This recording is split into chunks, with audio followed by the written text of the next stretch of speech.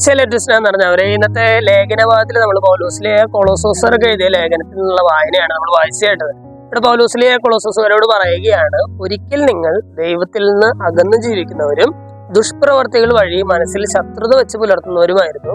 എന്നാൽ ഈശോ തന്റെ കുരിശ് വഴി നിങ്ങളെ രമ്യതയിലേക്ക് കൊണ്ടുവന്നു എന്ന് പറയുകയാണ്, അല്ലെ അനുരഞ്ജനത്തിലേക്ക് ആനയിച്ചു എന്നൊക്കെ പറയുകയാണ്.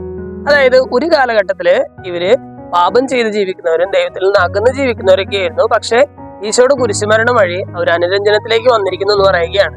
സ്നേഹമുള്ളവരെ, പൗലോസിലൂടെ പറയുകയാണ്, ഈശോയുടെ കുരിശുമരണത്തിന്റെ ഒരു ഫലം എന്തായിരുന്നു? ഒരു കാലഘട്ടത്തിൽ പാപത്തിൽ ജീവിച്ചിരുന്നവര് അവന്റെ കുരിശുമരണം വഴി നന്മയിലേക്ക് കടന്നു വന്നിരിക്കുന്നു, അല്ലെങ്കിൽ അനുരഞ്ജനത്തിലേക്ക്, മാനസാന്തരത്തിലേക്ക് കടന്നു വന്നിരിക്കുന്നു. ഈ വചനം വായിച്ചു കഴിഞ്ഞതിന് ശേഷം നമുക്കും ഒന്ന് ചിന്തിച്ചു നോക്കാം. അതായത് ഈശോയുടെ കുരിശുമരണം ഈ വർഷത്തെ ഈ ദുഃഖവെള്ളിയും അല്ലെങ്കിൽ ഈ വെള്ളിയാഴ്ചയും എന്റെ ജീവിതത്തിൽ കൊണ്ടുവന്നിരിക്കുന്ന മാറ്റം എന്താണ്? ഒരു കാലഘട്ടത്തിൽ പാപത്തിൽ വസിച്ചിരുന്ന കൊളോസോസുകാര് ഈശോയുടെ കുരിശിന്റെ വചനം വഴി അവർ നിർമ്മലരായി തീർന്ന, അല്ലെങ്കിൽ അനുരഞ്ജനത്തിലേക്ക് വന്നു എന്ന് പൗലോസിലെ പറയുന്നത് പോലെ തന്നെ എന്റെ ജീവിതത്തിലും ഈ മാറ്റം വന്നിട്ടുണ്ട്. ഒരു കാലഘട്ടത്തിൽ പാപത്തിന്റെ മേഖലയിൽ ജീവിച്ചിരുന്ന ഞാൻ ഈ വെള്ളിയാഴ്ചയിലെ പ്രാർത്ഥനയിലൂടെ അല്ലെങ്കിൽ ഈ 50 നോമ്പിലൂടെ എന്റെ ജീവിതത്തിൽ ഈ മാനസാന്തരത്തിലേക്ക് കടന്നു വരാനായിട്ട് സാധിച്ചിട്ടുണ്ടോ?